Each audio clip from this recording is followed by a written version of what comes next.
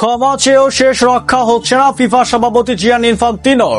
Football বিশ্বকাপের ভবিষ্যৎ মুনাফা পানির দরে বিক্রি করে দেওয়ার মারাত্মক এক চক্র ফাঁস হওয়ার পর এবার তাকে চেয়ার থেকে সরাতে সরাসরি মাঠে নেমে পড়েছে উয়েফা।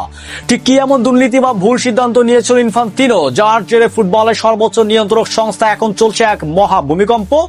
চাঞ্চল্যকর এই খবর জানতে ভিডিওটি এখন শেষ পর্যন্ত দেখুন।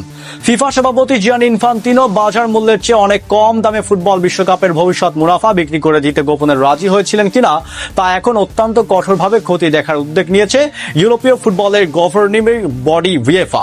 ফিফার 211টি সদস্য অ্যাসোসিয়েশনের কাছে ইনফান্তিনো নিজের ভুল স্বীকার করে একটি লিখিত ক্ষমাপত্র পাঠালেও উয়েফার মন তাতে মোটেও গলেনি, বরঞ্চ তারা ইনফান্তিনোকে সভাপতি পদ থেকে পাকাপাকিভাবে সরাসরি নিজের চাপ তৈরি করতে আরো বাড়িয়ে দিয়েছে। তাদের এই সুদূর প্রসারী কৌশলের মূল অংশ ইনফান্তিনোর সেই বিতর্কিত প্রস্তাবটি এখন অনুবীক্ষণের নিচে রাখা হয়েছে, যেটিকে তিনি বিলম্বে হলেও শেষ পর্যন্ত একটি ভুল হিসাবে স্বীকার করে নিতে বাধ্য হয়েছেন। ফিফা ফরওয়ার্ড এন্টারপ্রাইজ নামের এই উচ্চবিলাসী পরিকল্পনাটি মাত্র 4 দিন আলোর মুখ দেখার পর গত সপ্তাহে হঠাৎ করে বাতিল করা হয়। মূলত $4.2 বিলিয়ন বিনিময়ে ট্রাইব ক্যাপিটাল নামক একটি মার্কিন প্রাইভেট ইকুইটি ফার্মের কাছে ফিফার 21% শেয়ার বিক্রি করার প্রস্তাব দেওয়া হয়েছিল, যেখানে সবচেয়ে চাঞ্চল্যকর বিষয় হলো এই মার্কিন ফার্মটি পরিচালনা করেন খোদ ডোনাল্ড ট্রাম্পের জামাতে জারেড কুশনারের ভাই জোশুয়া কুশনার। ফিফার এই নাটকীয় অবস্থান পরিবর্তনের পেছনে পর্দার আড়ালে মূল ভূমিকা পালন করেছিলেন উয়েফা। মূলত উয়েফা ভুক্ত 55টি শক্তিশালী সদস্য অ্যাসোসিয়েশনের গত সপ্তাহে বিশ্বকাপ সহ ফিফার অন্যান্য সমস্ত টুর্নামেন্ট বয়কট করার হুমকি দিলে শেষ পর্যন্ত পিছু হতে বাধ্য হয় ফিফা। আর এখন উয়েফা গভীরভাবে ক্ষতি দেখছে যে ফিফার বাণিজ্যিক পরিসম্পদের সঠিক মূল্যায়ন না করে কিভাবে হিসাব $20 বিলিয়ন দাঁড় করানো হয়েছিল। এই বিষয়ে উয়েফা ইতিমধ্যেই বেশ কয়েকজন স্বাধীন মূল নির্ধারক বিশেষজ্ঞরা মতামত চেয়েছে যে ইনফান্তিনোর ভবিষ্যৎ নিয়ে চলমান এই চরম রাজনৈতিক ঝড় শান্ত হওয়ার পরপর একটি পূর্ণাঙ্গ প্রাতিষ্ঠানিক গবেষণা শুরু করার পরিকল্পনা হাতে নিয়েছে। গত সপ্তাহে ফিফার বিক্রয় সংক্রান্ত গোপন নথিপত্র ঘেঁটে দেখা হলে এই মূল্য নির্ধারণ প্রক্রিয়ার পক্ষে কোনো যথাযথ বিবরণ বা কোনো ধরনের উন্মুক্ত প্রতিযোগিতামূলক দরপ্রাপ্ত বা কম্পিটিটিভ টেন্ডারে বিন্দুমাত্র প্রমাণ নেই। উয়েফার পরিকল্পনা সংশ্লিষ্ট একজন অভ্যন্তরীণ সূত্র অত্যন্ত স্পষ্ট ভাষায় বলেছেন, আমাদের খুঁজে বের করতে হবে তারা আসলেই বাজার দরের চেয়ে কম দামে বিশ্বকাপ বিক্রি করেছিলেন কিনা। কিভাবে তারা $20 বিলিয়ন হিসাবে পৌঁছালো? পুরো প্রক্রিয়াটি কি আদৌ স্বচ্ছ ও আইনসম্মত ছিল?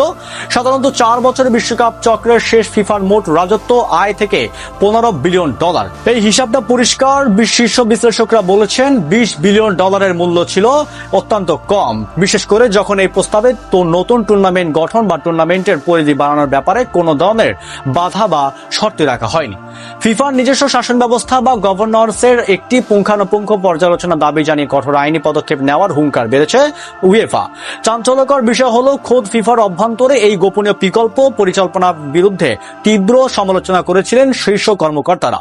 ফিফার secretary general Mattias Grafstrom, chief operating officer Kevin Lamour এবং ফুটবলের প্রধান উন্নতর কর্মকর্তা আর্সেল ভেঙ্গারের মতে হেভি ওয়েট কর্মকর্তারা এই চুক্তি তীব্র বিরোধিতা করেছিলেন। তা সত্ত্বেও ফিফা বাহ্যিকভাবে বিশ্ববাসীর সামনে একটি কৃত্রিম ঐক্যের ছবি তুলে ধরার মরিয়া চেষ্টা করে যাচ্ছেন।